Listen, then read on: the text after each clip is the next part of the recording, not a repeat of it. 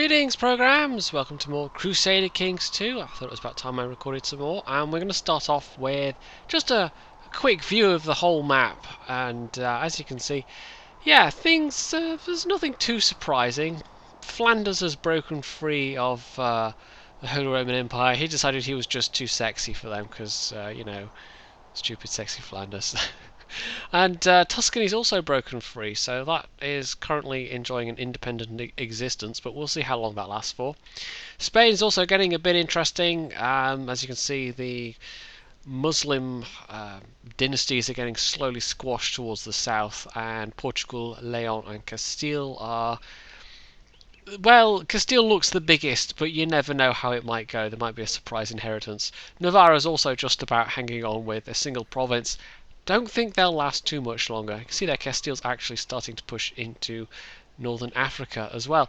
So, without further ado, we shall start things rolling. And I've actually noticed that an interesting event is available. Now, I've had a think, by the way, and I know we're in a crusade. Technically, I could send my troops, I could declare war and go down there. But I think I'm going to hang fire on that. What I can do is I can go on a pilgrimage. And this is a nice little event you get. I've got enough cash for it. So I basically get a bump of piety. It triggers a chain of events depending on which particular location you choose to go on pilgrimage to. So we can go a holy site in the west, or I can go to one of the ancient sites, Jerusalem or Rome. We'll see what a holy site in the west picks. St. James in Santiago, okay. And we'll see what comes out of that. We'll speed things up slightly.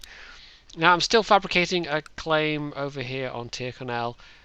I would also like to get Oriel, of course, but that is... let's see, we're in a truce with them until 1116.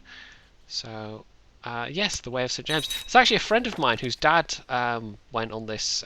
It's basically a pilgrimage that's still done today, and they walk across. I think it's in the north of Spain. I can't remember exactly where it is, but it is pretty tough going. Yeah, here we go. Rain has been pouring down for days. What's possible travel roads? Where's the little push for pilgrims though? Okay. Oh dear. 10% chance that I get pneumonia, 30% chance that I get some form of illness, and I managed to dodge both, so that's alright. As you pass through a small village along the pilgrim's path, an old woman comes up to you. She is recognised you as a pilgrim and explains her daughter and her family live close to your destination. They're suffering hard times and she asks you to bring them a large purse of money. Secretly add some money of my own. I could gain the trait charitable, which gives me +3 diplomacy. What's my current diplomacy? You know what? For the cost of 10 gold, +3 diplomacy? Hell yes. I will do that. I am, by the way, trying to record this and see if it will record at 60 FPS, but it's dipping a little bit below, so we'll see. This is going to be one I'll try rendering at 60 FPS for the final output, and we'll see how it how it ends up on YouTube. It's purely experimental. You have finally arrived at Santiago, the oldest major pilgrimage site in the west. It's an inland town close to the Atlantic Ocean, with origins going back to at least the Roman Empire. The fabled Way of St. James is a long road to travel, and you have passed through many towns and villages on your way here. Legend holds that as St. James's remains were brought here by ship from Jerusalem, they were lost at sea due to a storm, but soon after they were miraculously washed ashore covered in scallops. Because of this, scallop shells have become a popular souvenir among pilgrims. Your mind dwells on the legend of this holy place as you make your way through the crowds towards the centre of the town. Okay. And there might be one or two more events left, but basically you get a whole series of these. You can get different ones if you choose Rome. I've never done the Jerusalem one, so I don't know what happens or what can potentially happen there. I can get the potential to get more learning or intrigue. 15% chance. Or a 50% chance to get gregarious, which is a nice one to have. Didn't I get gregarious? No, okay. But charitable I did get, so that's alright. And I got pilgrim, so that gives me a monthly piety bonus. So that's also quite nice too. So yeah, that was worthwhile. It was about 30 odd gold in the end, but I got +3 diplomacy out of that, so that's quite useful. So nothing much is happening otherwise. England, yeah, the breakaway Duchess of Oxford, that didn't last all that long, did it? I think we'll just fast forward a bit here because I am basically waiting for a claim on bits of Ireland so I can make some progress there. And we've also got a city that's being built in progress, which will be finished in about 6 months, which I will turn over control of to the Grand Mayor of Perth as he is, and that will increase my income a bit more as well. And we've just got an event before we fast forward a bit, so we'll have a look at this. I can help him get the kind. He gets less intrigue, but my own intrigue's terrible, so his intrigue's probably terrible as well. So we're not going to lose anything, to be honest. We might as well click that. And he gets the kind trait. Oh, he's also ill at the moment. Hopefully that'll just clear up. +2 diplomacy. So he's going to come out of this with a very good diplomacy skill indeed. And you can see there, Prince Magnus. Some of the times I remember to actually rename them, other times I don't remember, so we'll just pretend that Magnus is a fine old Jedi name as well. So yeah, we'll fast forward a bit here, and I'm hoping this claim will be done soon, or else something else will have happened. So this city has finished construction, Errol apparently. I don't know if that's somewhere that's changed its name or if it's actually a place in Scotland I've just never heard of.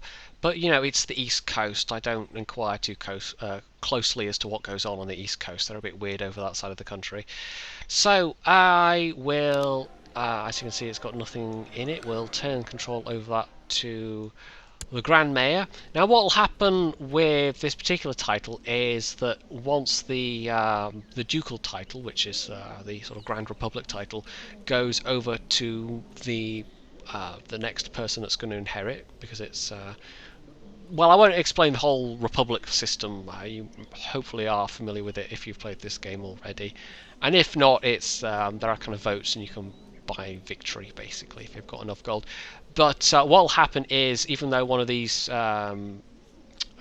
of baron vassals, one of these patrician characters, will actually take over the primary title, his heir will take over the city title that I've just handed him, basically. So they can end up holding their own landed titles outside of the primary title that goes with the Republic, and you can actually end up with them holding county titles as well. There's actually no penalty if you're a patrician character for holding a county title, which is quite nice.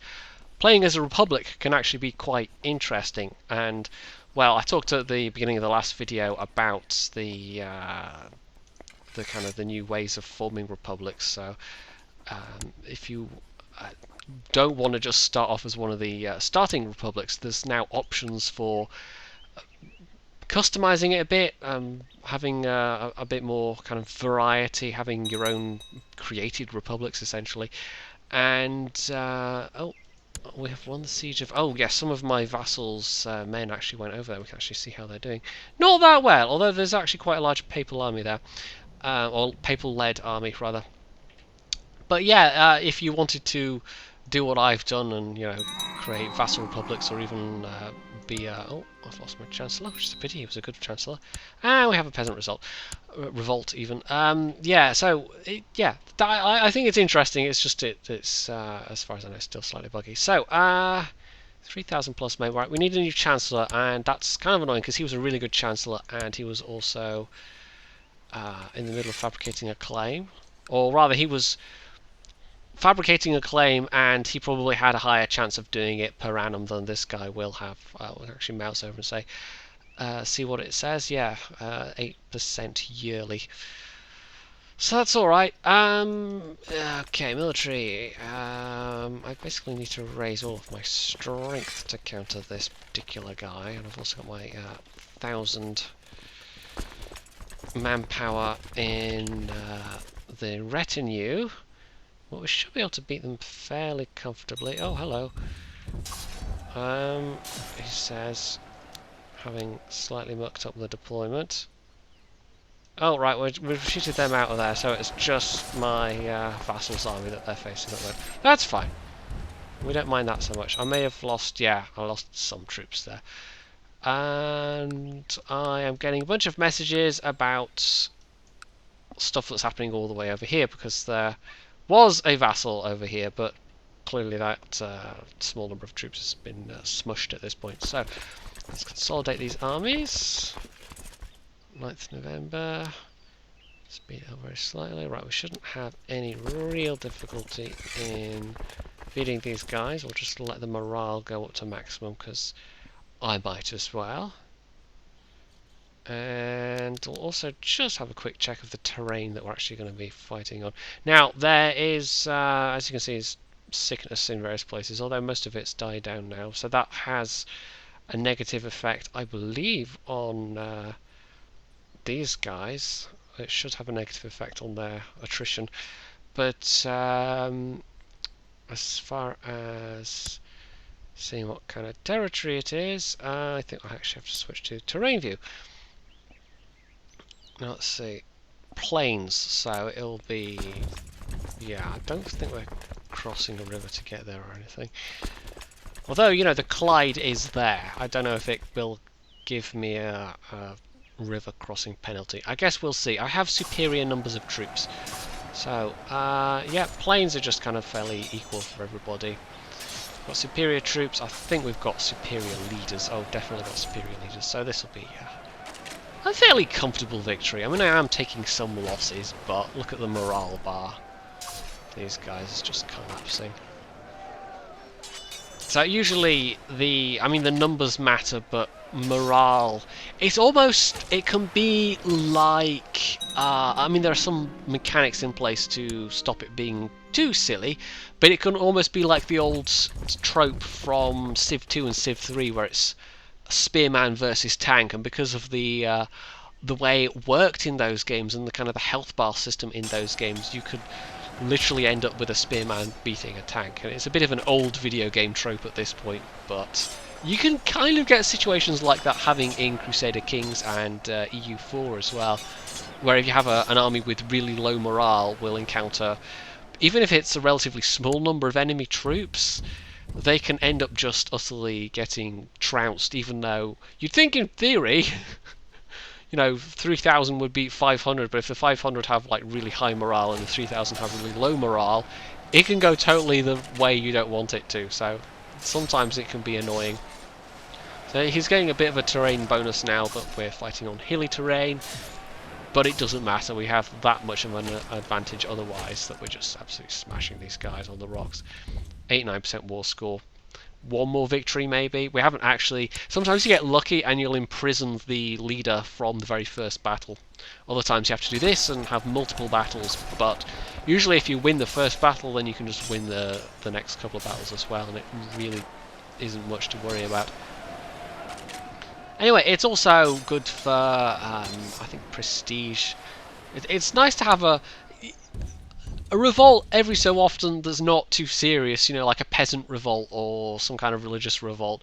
As long as it's not, it doesn't get out of hand, you can actually end up having a bit benefit out of it in terms of garnering some prestige from battles. So we can dismiss all those guys, send him back up to Moray, and we will demand his head on a plate, pretty much. In fact, we can do that. We can banish him, and because he's basically a nobody, he's just been generated by the game to lead this revolt, I can banish him, I can actually execute him, although it does cost me piety, but it won't have any negative vassal modifier just because nobody cares about this guy. So, you know what, we're going to do it. Off with his head, how dare he question the wise and noble rule of King Yoda the First. So, back to fast forwarding, and somebody actually said, why don't I show more of the kind of in-between stuff. Most of it is not that interesting. I mean, I've talked previously about the peacetime problem that this game can have. And with all the expansions and everything, and playing the most recent version of the game, which this isn't, that's not so much an issue. There are more events and things happening. But, oh, there we go, my son has become of legal age, which is rather nice. It's, yeah, the videos would be even longer than they are already, and these are already on the long side for me. And it's not so bad, but it's the render time, rather than the upload time, that is more of an issue with these videos. So, Duke of Albany, but he is, he's like 80? Oh no, wait, that was his, that's Lothian. I can tell which bit Albany is. There we go. Yeah, 84. Yeah, he's unusually old. He's managed to live for quite a long time, and it doesn't often happen. De jure, war over Gowrie. Oh. Well, he's gonna... Oh, I was gonna say he's gonna get his butt kicked, but maybe not. I was gonna skip ahead, and suddenly things are happening. My vassals are fighting each other. I really don't want to lose my vassal republic because it's very wealthy. So I'm kinda hoping that they don't lose this fight. Also, I've lost my bishop, so I need a become court chaplain. There we go. And I could send him to research cultural deck, I suppose. Is there anyone else that could be doing anything? Economy deck. I don't know. Yes, no, they lost that fight, so that's absolutely fine by me because we're still at a stage with Crown Authority where vassals can declare war on each other. So I think I would need to be, yeah, it would need to be medium Crown Authority, which is something that my son would be doing. How old is his betrothed, by the way? So she's actually Countess of the Pharaohs at this point. So I do stand to inherit the Pharaohs potentially in another. Well, in another 3 years they'll be married, and then their heir will inherit the Pharaohs. Whether that will be the character I get to play as King of Scotland, we'll see. Somebody stole... Oh, right. I simply misplaced the chalice. Okay. Okay, 15 piety. Okay, so we will really fast forward for reals now, and yeah, I will see you in just a few moments. So, bazam! Something has happened that doesn't usually happen. We've actually successfully won the crusade. Look at this! Bazam! This is all under the control of the, direct control of the Republic of Pisa, it looks like. So, it may or may not, in the original Crusader Kings, there was an event that could fire off that basically, whoever held the titles would get an event saying, you know, the Kingdom of Jerusalem would like to form, and there were also events for the various like the Knights Templar and things like that wanting land basically. So I don't know if anything is going to actually happen there, but it will be interesting to see if Pisa actually hangs on to that. And Pisa's becoming a bit of a Mediterranean power. There we go. Decree has been issued confirming the formation of the Knights of St. John. So there we go. Who are they going to get land? It may even be just a sub-holding in one of these places. Western... yeah, whatever. He was one of the guys I captured from the revolt. Yeah, Pisa's turned into... Yeah, let's look at the Republic trade map. Pisa's doing pretty well for itself, you know? Venice basically being out of the picture as a trading republic. The Company of the Hat. Yeah, Venice. That just amuses me every single time. Yeah, Visa. Wow. Pisa basically has had no competition in the Mediterranean at all now. So we've got them down there. We'll actually take a quick look. Gotland's doing quite well up here, and then this is all my own, my pet Doge.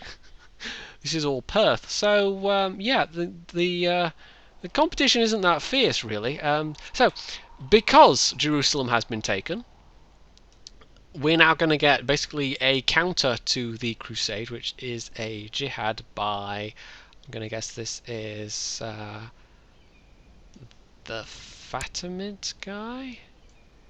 Yes, yes, the Fatimid Sultanate, or Caliphate, I suppose, really it would be, who are going to try and take it back, and they might well succeed, to be honest, because as in real life, the Crusader states that sprung up among the Levantine coast, they only lasted for not that long. I think the one on Cyprus lasted for the longest time, but of course that's all Byzantine at this point. So yeah, it will be interesting to see if Pisa actually can hang on to that, because it doesn't usually happen that and one of the AI kingdoms or republics in this case actually manages to take control of that.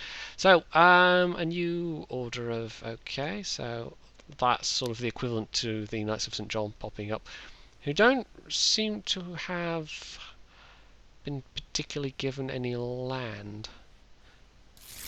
Anyway, a great philosopher. Ooh. You lose 67 gold, but 50 cultural tech points. You know what? We'll take the gold hit. That's a lot of gold, but my gold balance is pretty healthy at the moment. You'll see that I'm also actually, I realised I could expand my retinue a bit, so I have done that. And of course, as this is version 2.04 or something, this was before the retinue nerf as well, so retinues are a little bit more OP than they are these days. So, what was I going to do? I was going to look at tech points, that was it. I apparently can put something into technology of economy of I don't even know what I'm saying. Economy tech. Yes, that. Trade practices, improved keeps, which is all about fortifications, church infrastructure, down infrastructure, court and mustering grounds 4, trade practices. Let's actually have a look what Finlagan has available. We might actually invest in something as well. But I think the University of Stornoway, wouldn't that be funny? Yes. It's a pity you can't rename stuff like that, because I'd call it the Lewes Castle College if I could, which is the local college, which is actually now part of a university, the University of the Highlands and Islands, which is basically, I think it still counts as Britain's newest university. Don't think there's been a newer one created. But that was like a 10 or 15-year project to unite a whole bunch of colleges and sort of learning institutions all across Scotland. Mostly the Highlands, of course, because it is the University of the Highlands and Isles.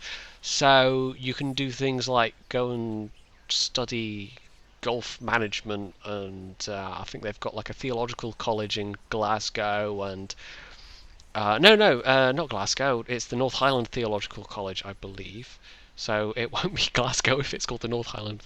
Yeah, and there's also Inverness College. There's, I think, one or two other colleges. There's the college in Stornoway. So yeah, it is technically now part of university, but just the idea of there being just a university being formed in the 12th century in Stornoway, it's quite amusing, really.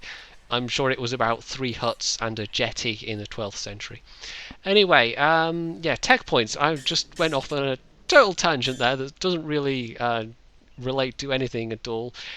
I am thinking I'm going to go with actually down infrastructure, which doesn't benefit directly in terms of what I can build in my holdings, but it means my mayor of Stornoway, in this case, can now have access to potentially could build a university if he has, or was that the case before? But there are things that could be upgraded that I could even upgrade and spend the money on, but I'll just let them save the money up and spend the money on.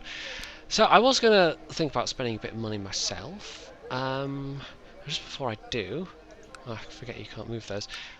There are a couple of places where I could build myself another castle holding, and I do have the potential to build more, or to directly control more. So that might be useful. I can't build any down in Galloway, but I could in Moray or Ross.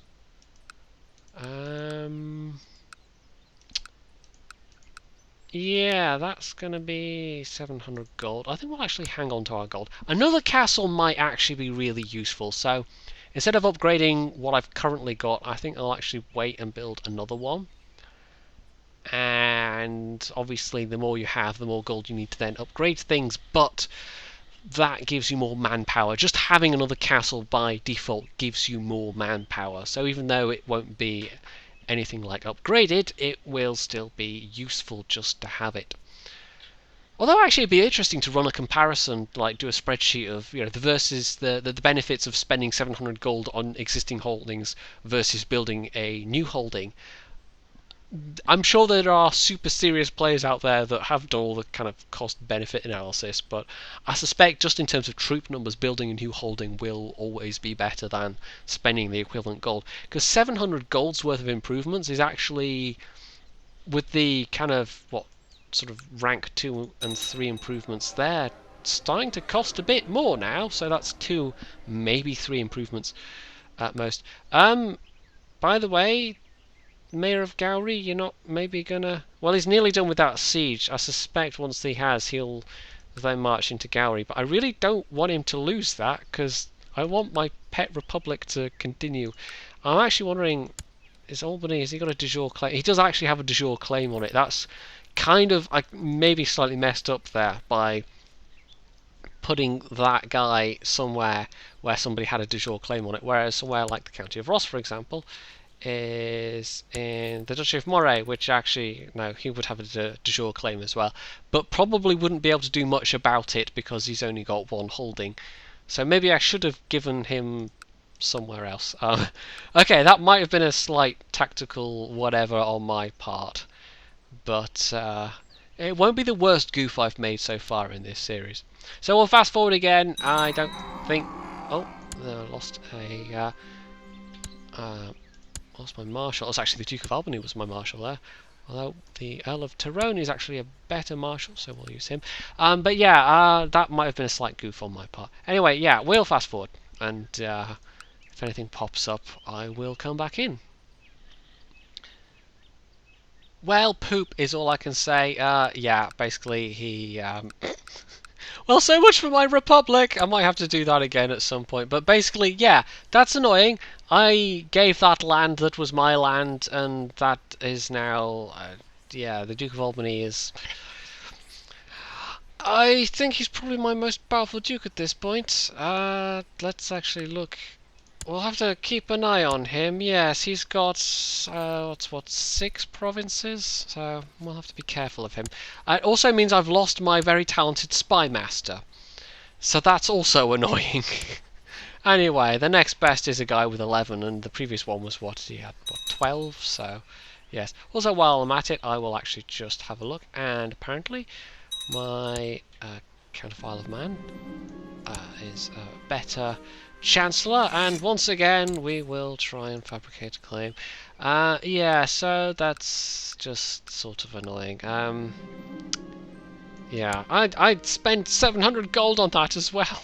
Damn it. And I can't even revoke it from him or anything like that, so yeah, we'll have another go at that at some point, but I won't give away another of my holdings just now. I will wait until I've actually got more holdings somewhere, but I might end up giving Ross or Moray to a the grand city of Dingwall. That sounds about right. Dingwall's actually pretty nice. Inverness, Inverness, actually I might not make Inverness a grand trading city, because I sort of like Inverness, but it's like it is to most of the Highlands as London is to most of the of England, in terms of like it's the biggest city by far in the Highlands, and it just seems to suck everything into it basically. So yes. My trusted and devoted Chamberlain has brought to my attention that one of the serving mates has given birth to a child. According to him, my son is the father. Da, da, da, da. This is turning out to be an episode of EastEnders. Send him to confess his sins. I don't want him to get chased, though. Oh dear. Gain 10 piety, will lose a little bit of prestige, and he won't like me as much. but the alternative is giving him a sound thrashing, and I don't particularly want him to get wroth or ambitious. Ambitious is actually quite good, but wrath maybe not so much. So yeah, we'll force him to adopt the child. So that means he has, as you can see there, a bastard son, Duncan McJedi. We can. I don't know if I can, but yeah, if I was. Oh yes, also my wife was pregnant again, so we'll actually change the name this time. So, oh, what's the name of it? What's the name of Jedi? Mace. There we go. King. Well, he's never going to be king unless there are a number of accidents. Mace Windu McJedi. Yeah, let's go with that. So Duncan, I couldn't name unfortunately, but I do have another son, so that's 3 sons now. I had there was a game I did, like a test game, multiplayer with a friend where we were looking at some of the Charlemagne stuff, and the character I had about 6 daughters and then a son. So that was, yeah, and my inheritance laws were such that a daughter couldn't inherit. So that was slightly nerve-wracking. It was like, no, more daughters. Why? Why? I mean, of course, in real life, that daughter's not a problem, but in game terms, that loses you the game. So yes, I hasten to make that clear. I could. I could give him land, but the thing is, once he marries what's her face, Countess Ingerd of the Pharaohs, he will actually depart for that court, so that won't be a problem. I can basically ignore that for now. Yeah, so oh god, everyone's just sickness and plagues all over the place. Consumption apparently. That looks pretty nasty. So yeah, hopefully my characters won't all just die of diseases, because that can happen, by the way. If you get diseases in a province where your characters are, they can catch those diseases as an event. So hopefully not. But yeah, Petty Kingdom of Perth. I can usurp a title apparently. Because who's got that right now? Is it him? No? Who's got Petty Kingdom of Perth? Who has King Matthew of Perth? Where am I trying to click here? Is he? What? How? What? He doesn't actually have a landed title, and yet he's the Petty King of... I'm confused. Is he technically a vassal of mine? No. The game's done a funny thing here. It's given somebody a ducal title, but they don't actually have any province titles. I don't know how that's happened. That's a bit bizarre. Is this somebody that was... Yeah, he's a non-geographic character right now. He isn't actually, like, in anybody's court.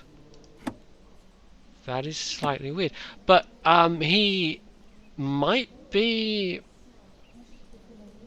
the mayor. I forget what the dynasty was, but he might have been like the mayor of, and that's why he's got the claim on the county and the city of Errol, because I gave the city of Errol to the mayor. I think it might be that character actually. 17 intrigue. Yeah, I think it is that guy. How on earth he's ended up just getting the... I don't know, but I'm gonna... Yeah, I'm gonna usurp that, because that's a bit weird. It will cost 120 gold, however. Yeah, no, we'll get that, and we'll hang on to the title, because that's... Yeah, it's useful to have the ducal title if I want to, again, create a vassal republic. So, yeah, so much for my vassal doge. That all went horribly wrong, but what are you going to do?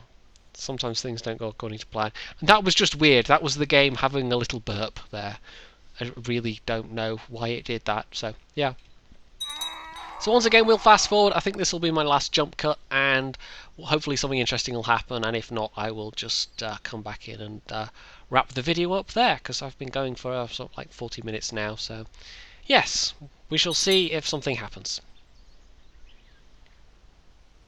So as you can see, my son's betrothed wife, the well, is that even the right form of words to use? I have no idea. It's late.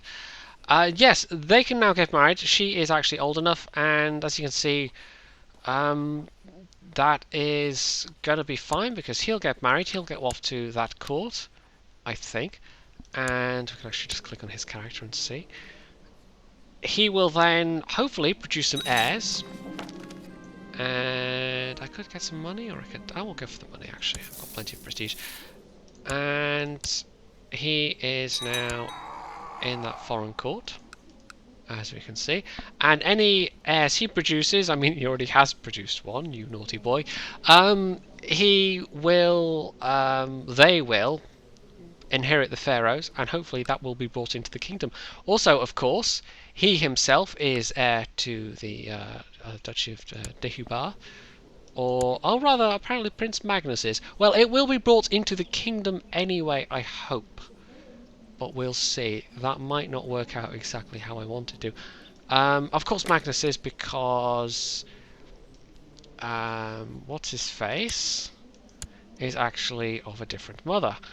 Of course. So yeah, never mind. I'm just talking nonsense. So there we go. He's gone off to a different court. I don't have to worry about giving him land anymore, and we still don't have a claim on Tyrconnell, which is slightly annoying. I think I'll just wrap up the video here, though. This is going to be a little shorter than normal, but it's not been without event. We've had a lot of sickness going through the country, just waves and waves of typhus and consumption, and I don't even know what else, but nasty things anyway.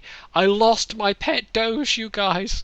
I'm going to be putting up posters all over the place saying, have you seen this Doge?